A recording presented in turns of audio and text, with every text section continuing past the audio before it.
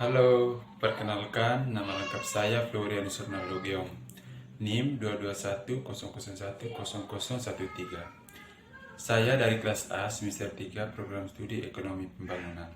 Di sini saya akan menjelaskan aplikasi 3.3 yaitu prinsip lumsum dalam praktik, yaitu materi bab 3 tentang permintaan individu.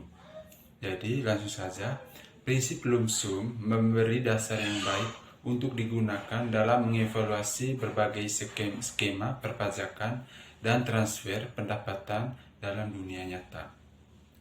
Struktur pajak akan mengurangi daya beli dan utilitas, dan semua transfer akan meningkatkan daya beli dan utilitas. Hilangnya utilitas karena pajak akan paling kecil jika diterapkan pajak lumsum. Dan peningkatan utilitas dari transfer adalah paling besar jika transfer tersebut diberikan secara lumsum. Tentu saja, program pajak ataupun transfer yang sebenarnya terjadi mungkin akan menyimpang dari prinsip lumsum yang murni, sehingga menimbulkan banyak penurunan utilitas. Prinsip lumsum ini merupakan fokus utama dalam studi ekonomi mengenai perpajakan. Baik, untuk memperjelas prinsip lumsum, teman-teman bisa melihat grafik di samping. Pada grafik di samping ini, pajak penjualan untuk komoditas tertentu saja pada barang X menggeser kendala anggaran ke I1. Individu ini memilih X1 Y1 dan menerima utilitas sebesar U1. Teman-teman bisa lihat pada kurva.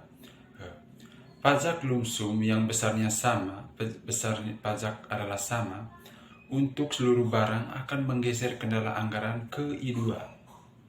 Teman-teman bisa lihat, individu akan memilih X2 dan Y2 dan menerima utilitas lebih tinggi yaitu U2. Penggambaran prinsip lumsum pada grafik tersebut menyatakan bahwa hilangnya utilitas yang terkait dengan kebutuhan untuk mengumpulkan sejumlah pajak tertentu dapat dibuat minimum dengan memperlakukan pajak untuk barang-barang yang efek substitusinya kecil. Dengan demikian, pajak ini akan memberikan efek kesejahteraan yang relatif lebih kecil daripada efek langsungnya pada daya beli. Di sisi lain, pajak untuk barang-barang yang mempunyai banyak substitusi akan membuat individu perlu mengubah perencanaan konsumsinya itu secara besar-besaran. Berikutnya ada beberapa aplikasi kebijakan yang dapat digunakan dalam penerapan prinsip lumsum. Baik, yang pertama teman-teman, aplikasi kebijakan pajak. Pendekatan yang paling umum di dunia nyata terhadap prinsip pajak lumsum adalah pajak pendapatan secara umum. Karena jenis pajak ini akan mempengaruhi upah seseorang setelah pajak atau pendapatan neto. Pajak lumsum sendiri itu tidak benar-benar mengurangi daya beli. Namun, pajak pendapatan akan mempengaruhi keputusan individu tentang seberapa banyak mereka bekerja, dan mungkin pula mempengaruhi keputusan-keputusan lain seperti strategi untuk menghindari pajak. Yang kedua, teman-teman, aplikasi kebijakan transfer. Jadi, argumentasi yang disajikan di dalam teks untuk pajak positif itu juga berlaku untuk pajak negatif, yaitu subsidi pendapatan. Subsidi pendapatan pada umumnya itu merupakan cara yang lebih murah untuk meningkatkan utilitas daripada penyediaan barang di bawah harga pasar. Nah, teman-teman, ada dua pertanyaan untuk yang menjadi bahan diskusi kita untuk lebih memperjelas untuk menjelaskan prinsip lumsum ini. Jadi pertanyaan yang pertama itu, jenis pajak apakah yang paling mendekati prinsip lumsum? Dengan kata lain, pajak manakah yang mengakibatkan distorsi ekonomi yang paling kecil dalam pilihan-pilihan ekonomis yang dibuat oleh seseorang? haruskah kita membuat lebih banyak lagi pajak seperti itu, atau apakah terdapat alasan yang cukup baik untuk memberlakukan pajak? Itu contohnya cukai rokok yang mampu mendistorsi pilihan-pilihan orang. Jadi begini teman-teman, yang perlu kita ketahui bahwa pajak yang paling mendekati prinsip lump sum itu sendiri, atau pajak yang paling tidak mengakibatkan distorsi ekonomi dalam pilihan ekonomi seseorang adalah pajak lump sum itu sendiri. Mengapa demikian teman-teman? Karena pajak lump sum adalah pajak yang tetap yang harus dibayar oleh seseorang, oleh semua individu, tanpa memperhatikan pendapatan atau aktivitas ekonomi mereka. Pajak semacam ini tidak mempengaruhi pilihan ekonomi karena jumlahnya tetap dan tidak bergantung pada perilaku ekonomi individu tersebut. Namun, pajak lump sum juga sangat jarang digunakan dalam praktik.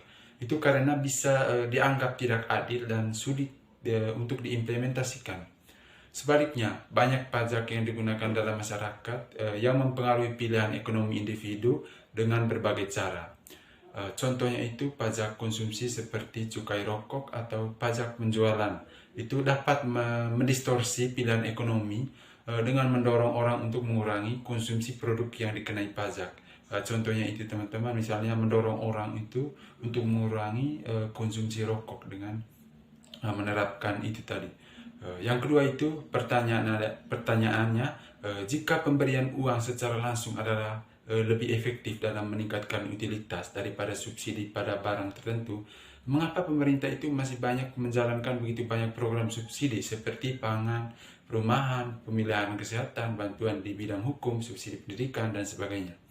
Tidak dapatkah semua program ini diuangkan untuk memberikan utilitas yang lebih tinggi bagi orang-orang berpendapatan rendah yang menjadi target jenis subsidi tersebut? Atau apakah ada alasan lain yang cukup baik untuk mempertahankan subsidi pada layanan jasa khusus tersebut? Jadi teman-teman, perlu kita ketahui bahwa meskipun memberikan uang secara langsung dapat menjadi pendekatan yang efektif dalam beberapa kasus, ada beberapa alasan mengapa pemerintah itu masih menjalankan program subsidi barang atau layanan tertentu. Ada beberapa alasan mengapa pemerintah itu masih menjalankan program subsidi daripada memberikan uang secara langsung kepada masyarakat. Yang pertama itu kontrol penggunaan dana. Dalam beberapa kasus, pemerintah mungkin khawatir bahwa memberikan uang secara langsung kepada individu itu dapat menyebabkan pengeluaran yang tidak sesuai dengan tujuan dari program tersebut. Yang kedua itu efek sosial. Program subsidi dapat memiliki efek sosial yang lebih besar. Itu misalnya subsidi pada pendidikan atau perumahan itu dapat membantu mengurangi kesenjangan sosial. Yang ketiga itu kepentingan ekonomi. Jadi subsidi pada beberapa barang atau layanan tertentu itu juga dapat mendukung industri dalam negeri dan lapangan kerja. Ini dapat menjadi pertimbangan ekonomi penting. Dan yang keempat itu adalah faktor pada kebutuhan dasar. Jadi subsidi pada barang atau layanan khusus seperti pangan, kesehatan, dan pendidikan juga.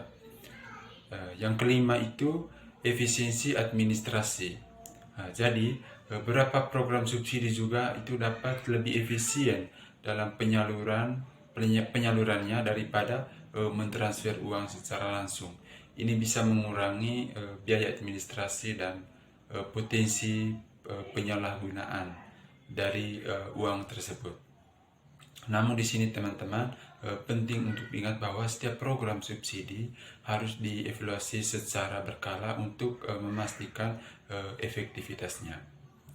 Baik teman-teman, demikian presentasi dari saya. Sekian dan terima kasih.